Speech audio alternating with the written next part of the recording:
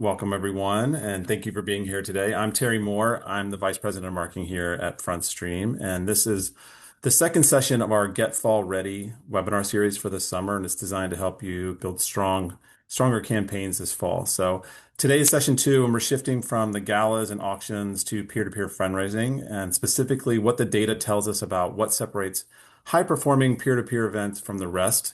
And whether you run a walk, a run, a ride, or any other kind of community fundraising campaign this fall, you're in the right session today. So I'm joined today by Samantha Otero, who's a manager of our customer success team here at FrontStream. And Samantha works with nonprofit teams every day and spends a lot of time in the data, sending a best practice guide later, and she helped put that together. And she's always looking at what's actually driving kind of the peer-to-peer events and the revenue behind them and what most organizations are getting wrong. So Samantha, great to have you here today. Thanks, Terry. I'm really glad and excited to be here. The peer-to-peer data is genuinely eye-opening. Most organizations are focused on recruiting more participants, and that's not actually the lever that moves revenue. What we found is that the gap between a typical event and a top performer comes down to how well you coach the participants you already have. And the good news is that's very actionable. That's great. And I'm looking forward to the conversation today. So let's get started with the first part of this chat, which is let's talk a little bit about the title of today's session, which is Are You Focused on the Wrong Number in Your Fall Peer-to-Peer Event? Which I think is going to surprise some people in the audience. Samantha, let's set the stage there and not bury the lead. What's the number everyone's watching and why is it the wrong one? Yeah, so I think more participants isn't the answer. We think let's recruit as many participants as we can, kind of similar to our auction events, right? We think the more items we have, the more revenue we're going to drive in, but that's just not the case. It's more donors. The most common peer-to-peer goal is recruiting more participants, but the data tells a different story. Participant count alone has a weak relationship with driving in that revenue, right? What separates the high performing events is how many donors each participant brings in. And that's entirely driven by coaching and structure. What high performing events have in common is the same five practices that show up across high performing events regardless of this event size. So we have our personal fundraising page with goals. Individual fundraising pages with visible goals drive accountability. Events using the approach typically average 20 to 35 donors per participant, with some raising over 250K using this model. Mission connected participants. When participants become advocates, fundraising feels natural. Top events average 13 to 1500 net per participant. That's nearly 10 times the median. And the right fundraising window. Longer fundraising windows build stronger donor networks. 12 plus month campaigns average 20 donors per participant, while short, high urgency campaigns also perform exceptionally well. So it kind of goes back to that event type. What kind of peer-to-peer event are we hosting? Does it make sense to have it open for a longer period or a shorter period? What's our goal there? We want to encourage larger gifts. A single coaching ask for major gift can transform your peer-to-peer results. Asking your participants to ask for a $5,000 gift averages $185 to $250 per donor versus a $65 median per donor per participant. So think about that. And then built-in community networks. Tight-knit communities, schools, leagues, sport leagues, neighborhoods, these can substantially recruit a lot of participants, right? And our participants and our donors are often the same people. Our participants are donors too. So our coaching here really is making the time to connect with our participants, telling them how easy it is, make that connection with the people. Have our participants focus on 5 donors, making the first gift to themselves to kickstart that off, and ask those people to match. Have them customize their pages and use the organization sending out emails one by one, making it personal is really going to go a long way. That's great. So not necessarily the number of participants, which is the activity within their networks is crucial. So I want to talk to you a little bit about and ask you something about that I think creates a lot of anxiety for nonprofit teams and as someone who runs a lot of events in my past. drives anxiety for me as well. And that's the pressure to launch something new every year to keep people engaged with your event. Reinvent the event, try something fresh, those sort of things, keep it interesting. But you looked at a lot of data on this, and what does it actually tell us? Should organizations be kind of replicating the event each year, trying to create something totally new and fresh, or kind of a blend in there of keeping it innovative within what they're doing? Yeah, that's a great question. We found that we need to run it again and again and again. That is the strategy. Nonprofits often feel pressure to launch something new every year. I get it. We want to keep up with the times and keep things fresh. But the data says the opposite. Your most powerful move is running the same event annually. Each year builds on the last. Donors remember how to give, participants remember how to fundraise. Your community builds on expectations around your event that no one off campaign can replicate. So, your first year, we're setting that expectation. Fundraisers learn what to do, and it sets the place on the calendar, right? That second year, we have our returning participants who know what to do. They bring back those donors they had last year. The community is growing confidence in this mission. Year 3 and above, your event is something people plan around, right? They know that on this date every April, that weekend they are going to be going to your event. Participants recruit other participants and the community ends up owning your mission, which is what we want, right? And then that post event debrief. We have to take this seriously because this is how we keep them engaged. And it's also an opportunity to discuss where we can improve, what worked for your participants. Collecting that feedback from them is really, really crucial because they're the ones supporting this mission, right? I think when it comes to feedback, there's one organization that I know of. They've been running this walk for 26 years. The feedback that they got from their participants was that they felt the event ended up turning into more of a corporate sponsored event and it kind of lost the mission overall and what the event was actually for, which was the organization, right?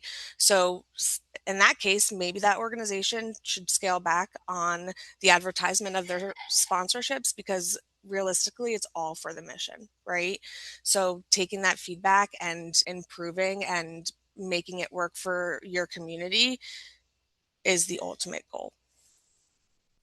That's good advice. I think of myself, even as a runner, going to the same runs year after year and then collecting the t-shirts, and I know what to expect, what the course is going to be like, what the event's going to be like, those sort of things. So I hear what you're saying. So advice is to run the event every year, but elements to keep it fresh.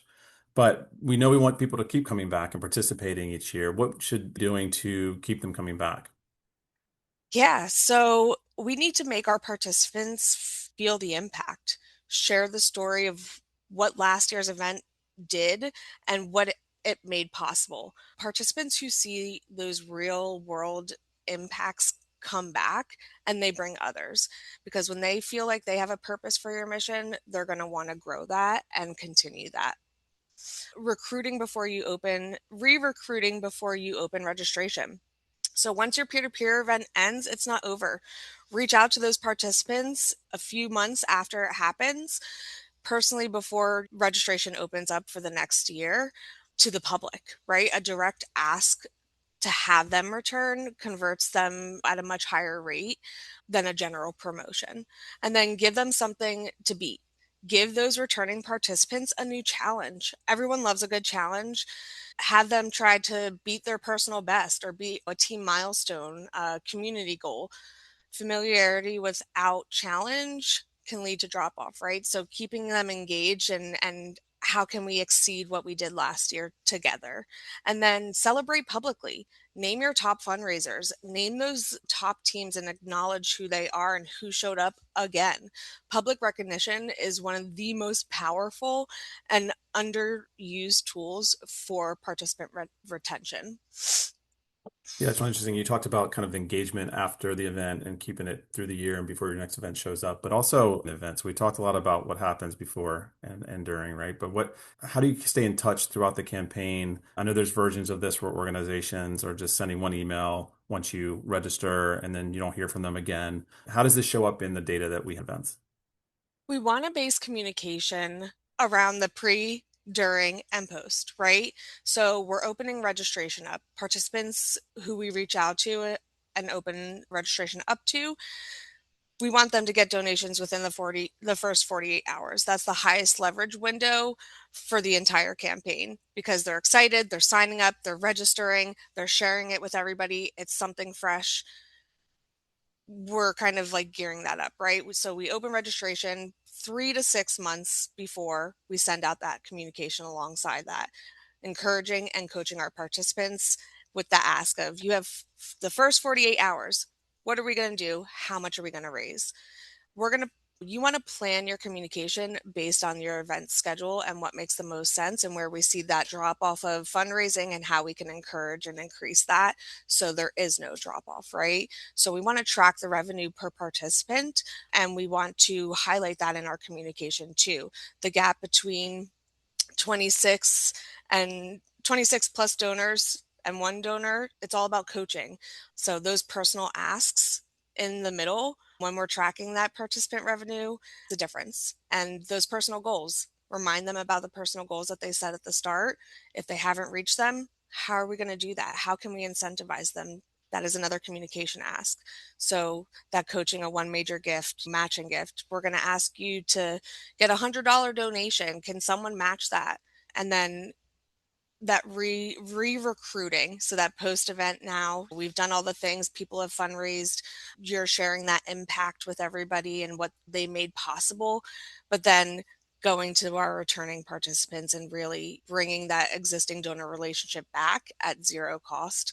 The re-recruit before public registration converts at a dramatically higher rate. So keep these things in mind.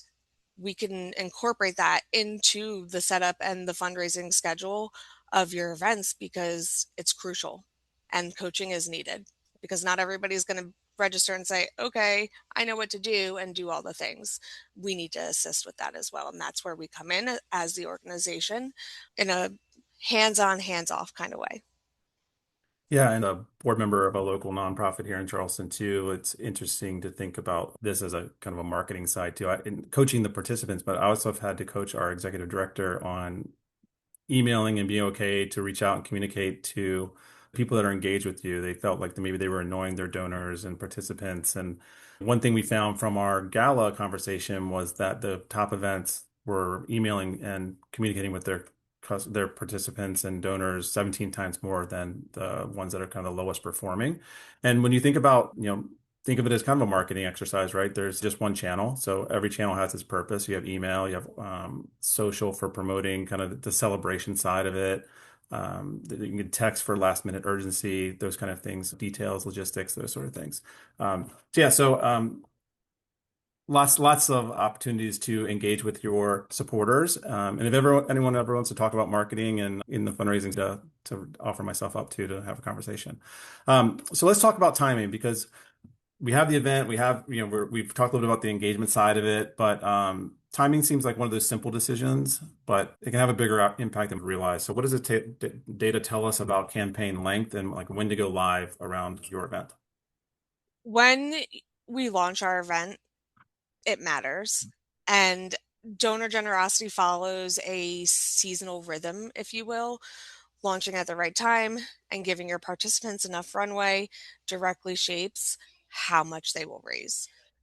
The longer the better, but there is a sweet spot, right? Because again, too long of a campaign can lose that momentum. So for peer to peer, we want a 3 to 6 month window. That is usually the best time frame when it comes to high fundraising targets that we need. So we need to consider other events and other asks too, because if our peer-to-peer event is running simultaneously with something else, what is that something else, and does it make sense to launch at this time? Right? So think about these components too. Offering early bird registration options. So if you register by X date, you get $5 off, whatever that may look like. That always encourages registration to go quickly, if you will. And then overall, I think it's all about the season, right? So I think we'll get into that now. Yeah, exactly. Yeah. The 3 to 6 month is that best kind of window for a duration for the event, right? So 3 to 6 month window as you're running things. But the data also talks about kind of a maybe a seasonality to peer-to-peer events, like when people kind of expect to be engaged with these types of events. What is our data list there? Not just how long should they run in duration, but is there a true seasonality to events? Generally speaking, I'm sure there's certain events that have to happen certain times of year, but in general, what are we seeing there? Yeah, the best times to run a peer-to-peer event are spring and fall.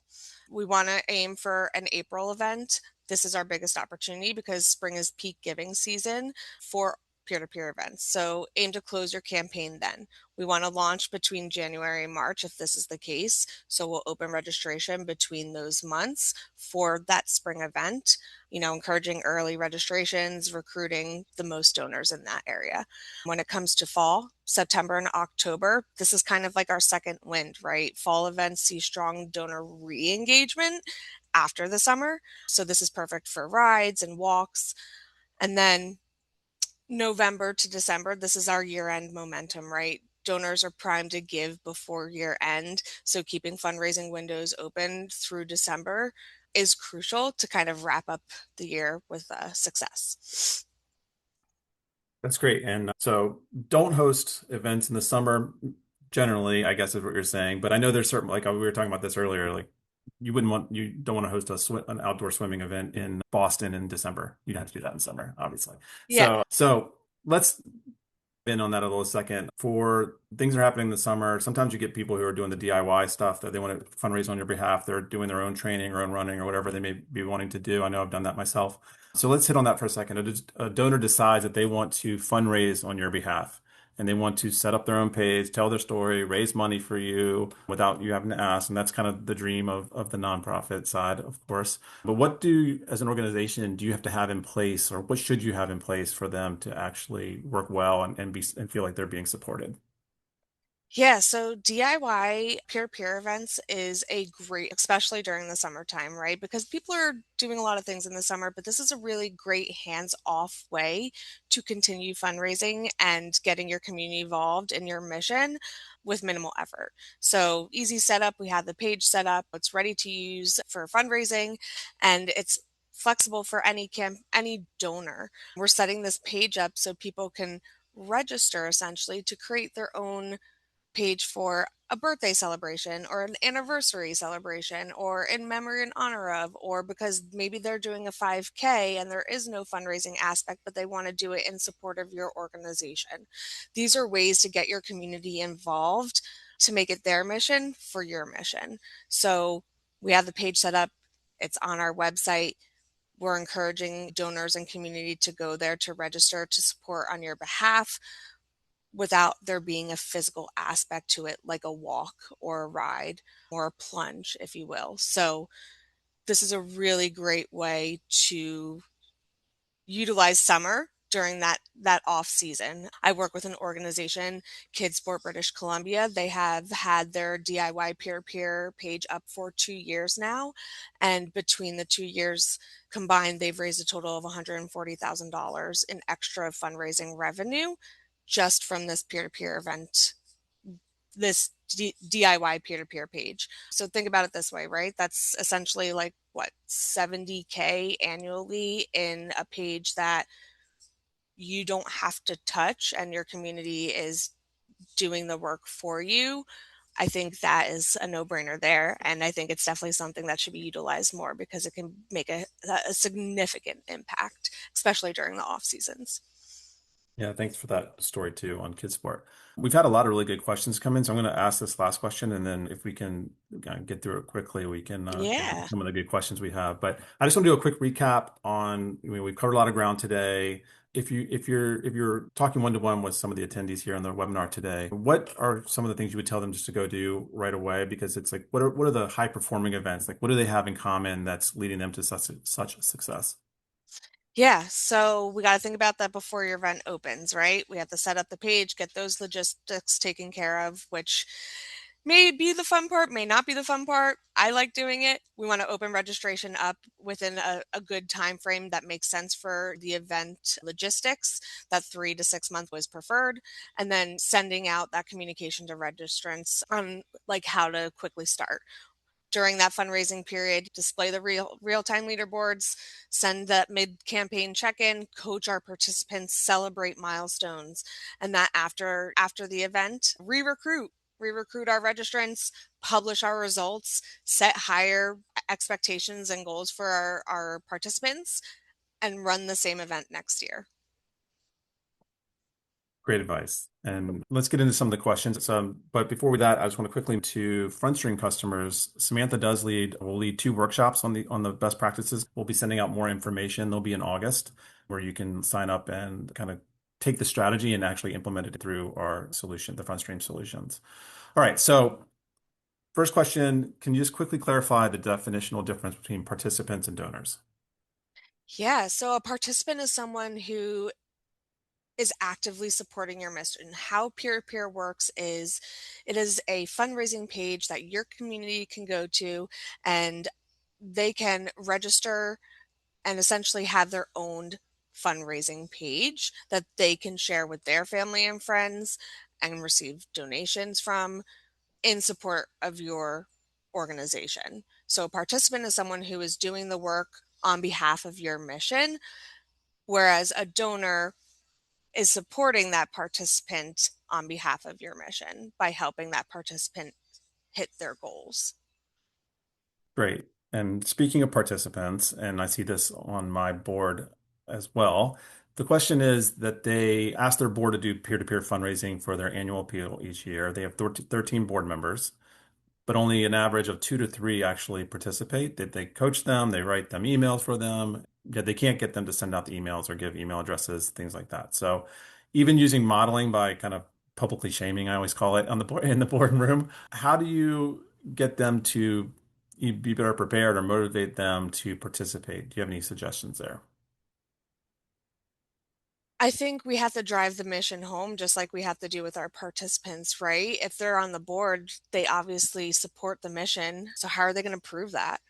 And to Terry's point, like not to publicly shame anybody, but they're supposed to be the biggest advocates of the mission. So kind of put your money where your mouth is and go fundraise. That's what I would say. Yeah, and I In saw a that nicer way, I but saw that on my yes, own you know. board with, there's financial board members, people who like they're there to donate, and then there's the board members like myself who are there to participate. And I think you just got to evaluate your board too. Maybe it's a time for new board members if they're not, you want them close, obviously, if they're giving some financial support to your organization, but you want people who are really invested in driving and trying to multiply the effects of your cause. So, Yeah. Bring the pros to the table too, right? yeah, List out exactly. everything that is beneficial and the why. Yeah. So another question was, how does this advice apply to participant run campaigns, birthday fundraisers, things like that? How do we promote participants to start these? That is a great question. I think spreading the word first and foremost, like we're launching a new fundraising model where you can fundraise at any time, anywhere during the year for anything you want to fundraise on behalf to support our mission, whether it's birthdays, anniversaries, like list out the possibilities of the why behind it. And I think it's okay to leverage our donor list to send out to personally, right? It's okay to send communication out to our previous participants that maybe have participated in our annual peer-to-peer, and maybe this is something that they want also set up to have on a recurring basis too, right?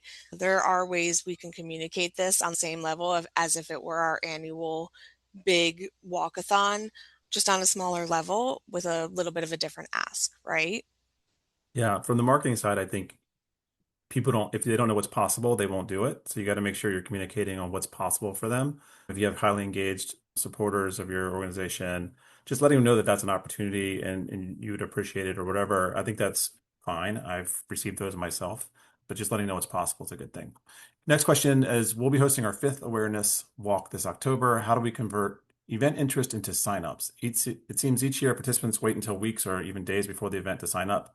Every year we run early bird pre-reg months ahead of time, promo marketing campaigns, as well as boots on the ground flyers, handouts. Needless to say, it makes for very stressful days because as an event person, I know you're like watching the numbers and they're not where they need to be 5 days out and all of a sudden you hit it. So any advice there to get people to commit earlier is what sounds like the question is.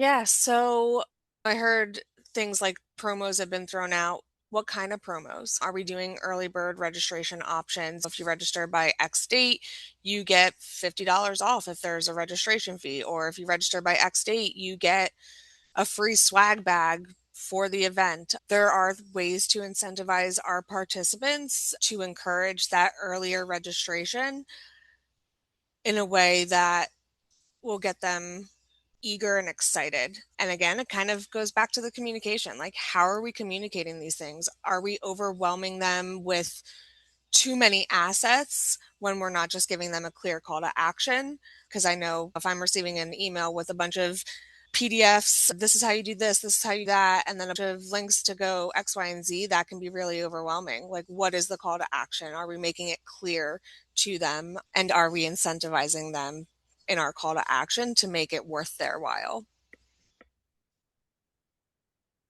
We have time for one more. I think its question was, what platform did Kidsport Canada BC use to offer their self-serve third-party fundraising pages? What are ways for small to set this up?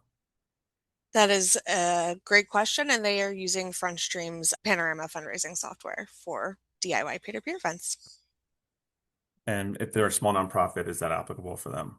Yep, Yeah. absolutely. Okay, there's a couple more in here, and I'm sorry if we didn't get to you, but I want to thank everyone for their time today. And for FrontStream customers, we'll be sending out more information on the workshops that follow this. But I hope everyone has a fantastic day, and thank you so much for joining us. Thank you. Yes, it was great. Thank you. Have a great day, everyone.